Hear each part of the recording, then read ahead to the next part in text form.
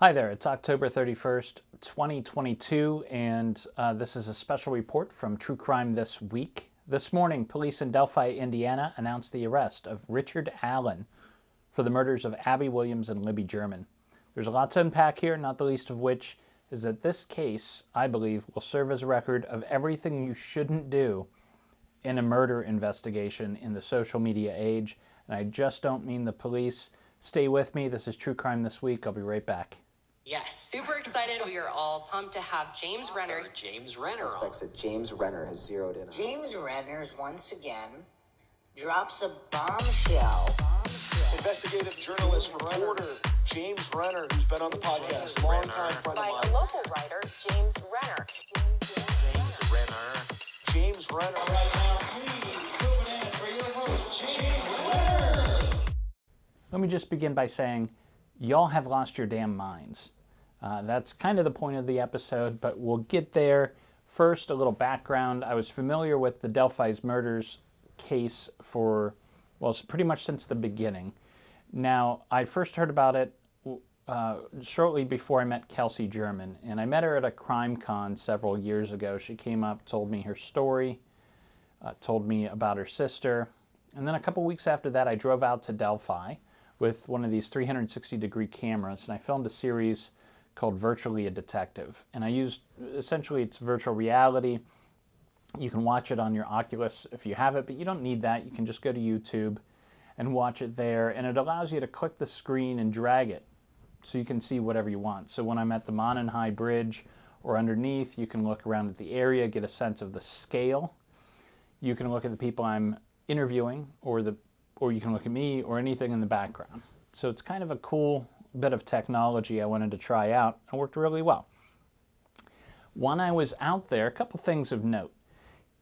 You see these pictures of Mononhigh Bridge where Abby and Libby met up with this person that was in that Snapchat video. But you don't get a sense of the scale until you actually go there. It's a very dangerous, rickety old bridge, and it's so high, if you were to fall off of it, you'd absolutely be dead. My body would not physically allow me to get onto the bridge. It just wouldn't. I tried, and I was shaking, never experienced anything like that, couldn't get on there. So I knew from the very beginning whoever was with the girls that day had walked that bridge before, was familiar with it.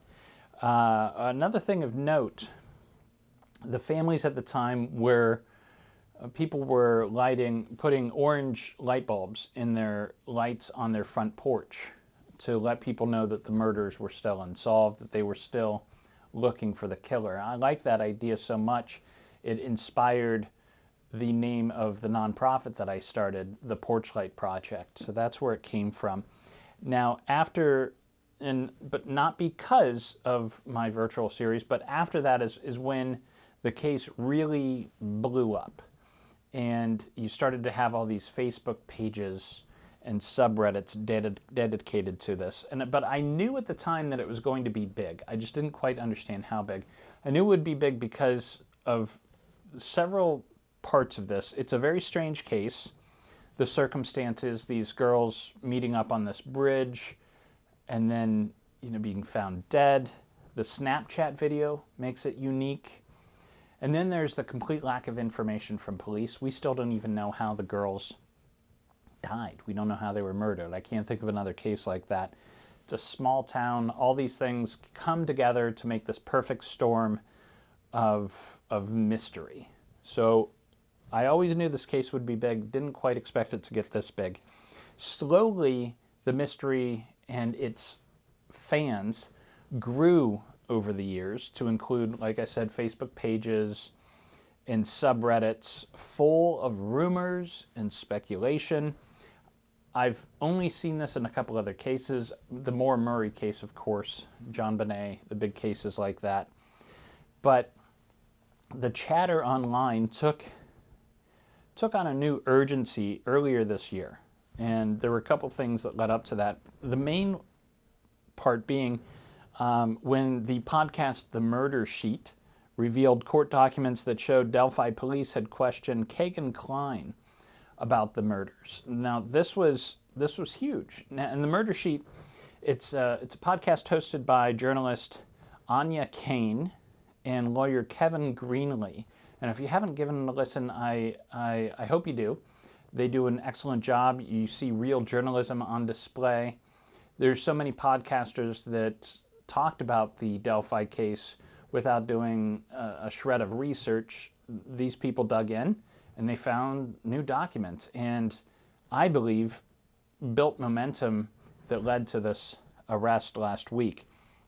So what we learned from those documents that the Murder Sheet got was this creepy dude, Kegan Kline, had been catfishing underage girls on social media using the screen name, or the username, Anthony Shots. And he used these pictures of this young male model.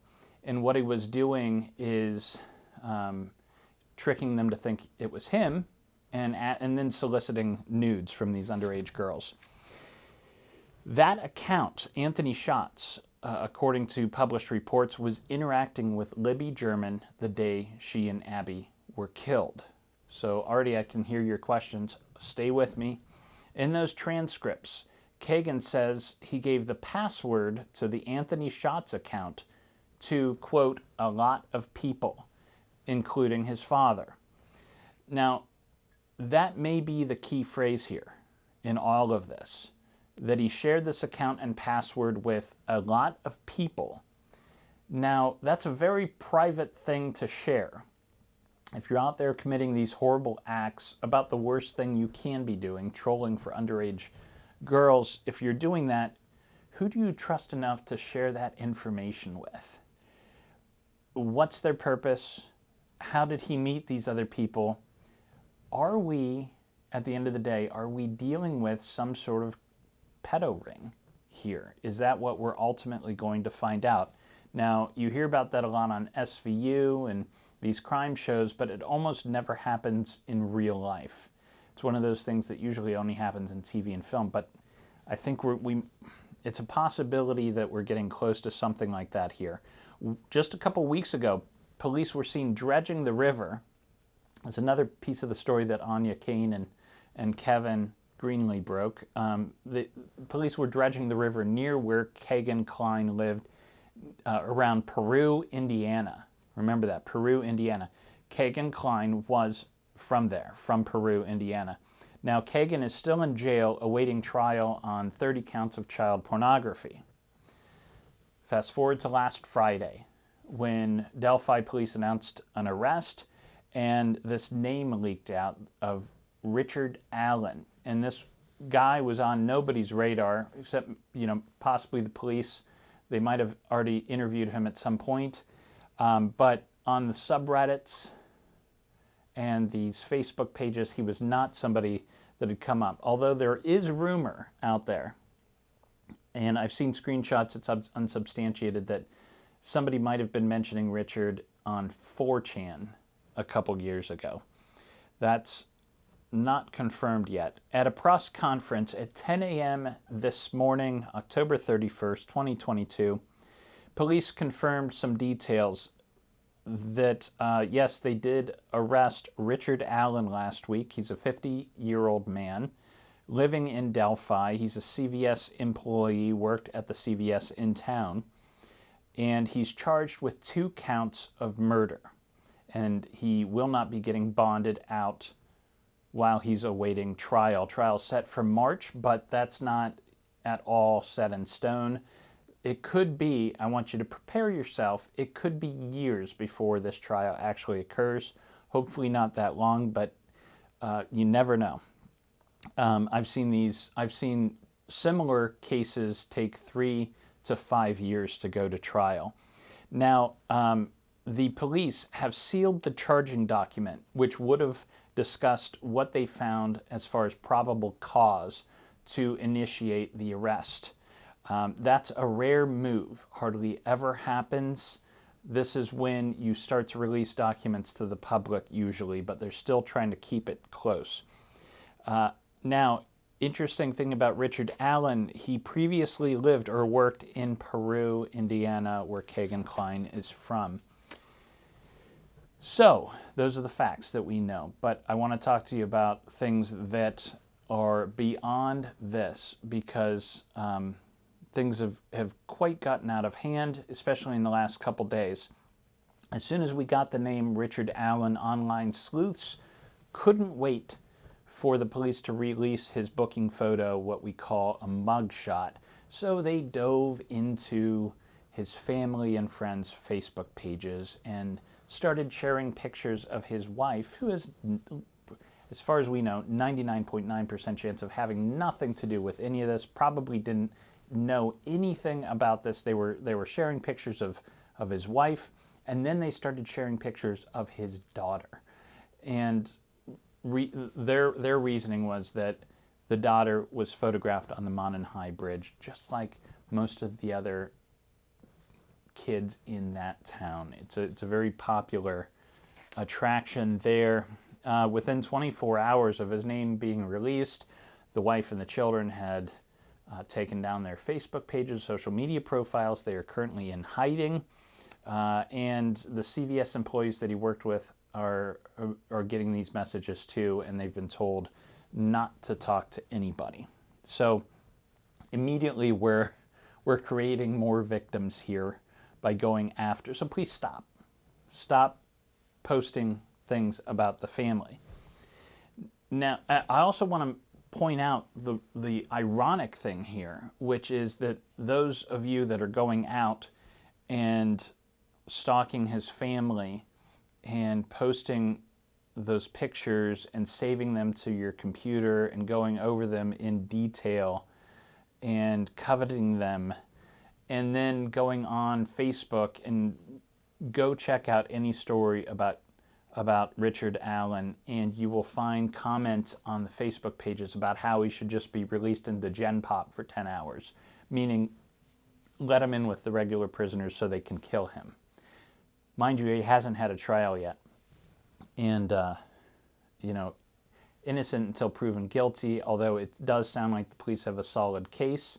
And I'm very optimistic at this point, but they're stalking and they're wishing him dead. These are the same behaviors that led to Richard Allen being arrested and charged with these murders. Stop being like this creep. You can't out-creep that creep. Please stop. Show that we can do better. Now, no matter what, from here on out, this case is and will continue to be an absolute clustercuss, as they say on Fantastic Mr. Fox. But here, I have a couple ideas, if anybody would just listen, that might make it a little better. First of all, I gave this advice to the mother of Gina DeJesus, when the girls from the young women escaped from Ariel Castro's house in Cleveland all those years ago. I'd written about it as a reporter. I knew the family. I drove up there, talked to Gina DeJesus' mother. I gave her this information. I probably wasn't the only one, but they did ultimately end up doing this, and it helped. And I hope the families of Abby and Libby do the same, because I think it's very helpful. And any other family in this situation, high stress, high media profile, could benefit from doing this. Go out and find a PR firm, PR lawyer that specializes in crisis management. They will do this pro bono, I am sure. You're close enough to Chicago. Indianapolis likely has some. Toledo has some. Somebody close by wants to help you out. I'd be making phone calls. The family should be speaking at this point, and from here on out till the end of the trial, with one voice. And that voice should be a professional PR or lawyer. It'll save you from being, charged in civil court with anything if you accidentally say the wrong thing. Also, you need somebody like that to filter and vet all the requests that surely you'll be getting if they haven't started already for movie and TV rights. And I know that sounds like the last thing they want to be thinking about right now is making money off this story. That's not what I'm talking about.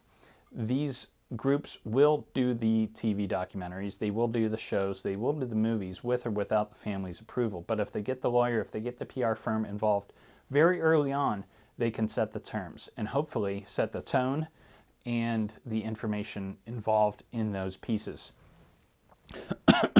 the media covering this case is doing their job, and it's an important job, but they could be doing it a little differently. And I've proposed this in every big case that's come up before. I did an episode on the philosophy of crime on the first season called How the Media Should Cover Crime, and it went over this. At this point, there's no danger to the community as far as we know. The police believe they have their guy, and we should give them that trust at this point until they bring it to trial and court, and everybody has their say. So there's no danger here. There's no reason why all these different news media outlets, TV stations, and newspapers should be competing against each other for all the little salacious details. What I'd love to see done here, which wasn't done in Cleveland with the women who escaped from Ariel Castro, you guys pool your resources. All your major outlets should work together, have one reporter, one camera, go in, ask the questions, document what's going on, and then share it across the spectrum. With just these big cases, these once in 10 years cases, you can afford to do this. And that will cut down on the media presence in town and bring that level of hostility way down. So nobody's going to do this, but I wish they would. What doesn't help is when other social media influencers are jumping in and trying to point the fingers at who you should dislike, who you should hate in this moment.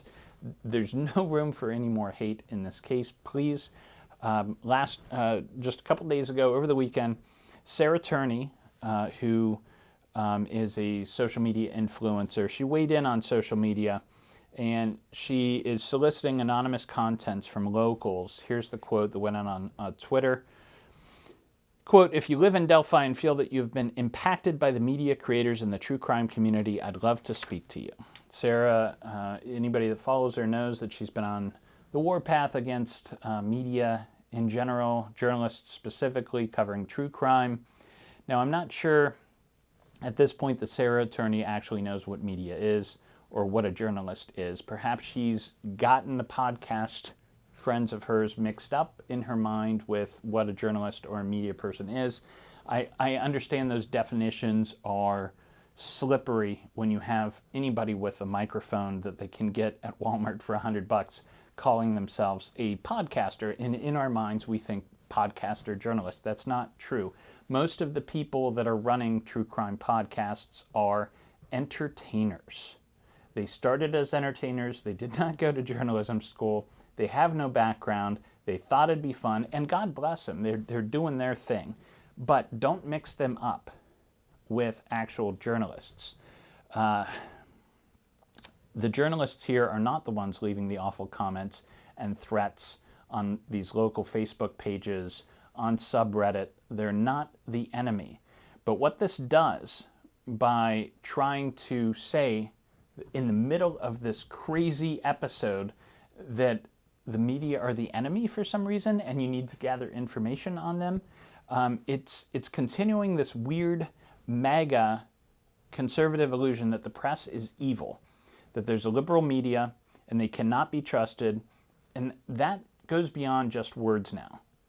And 10, 20 years ago you could get away with that and pretend it's covered under the First Amendment, but you can't do that anymore because those words are dangerous, especially if you have a following.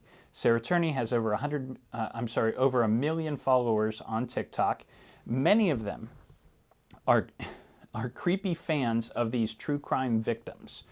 Sarah Turney herself, as if you know the story, very sad, victim herself. Now, there are people out there that latch on to those people and love the attention they get by saying, "Hey, we got your back," type of thing. What you do is you create an army of these social media warriors, and all you have to do is point the finger at somebody, and they go and attack them.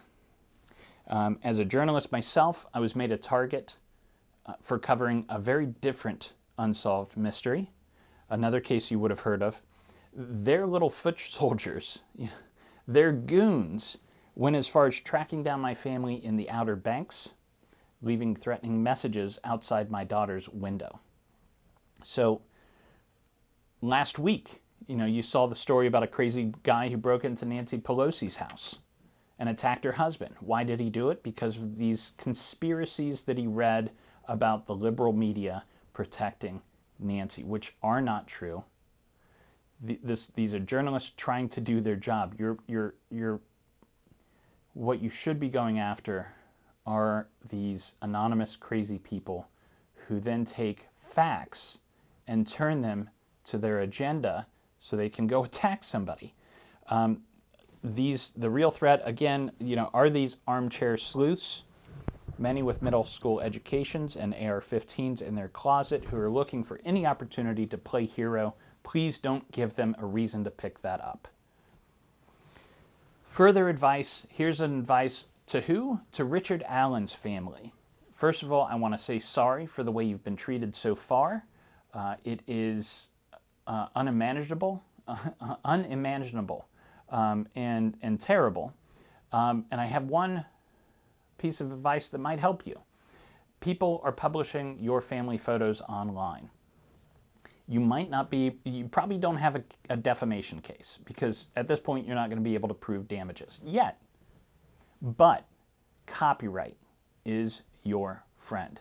Copyright law is your friend.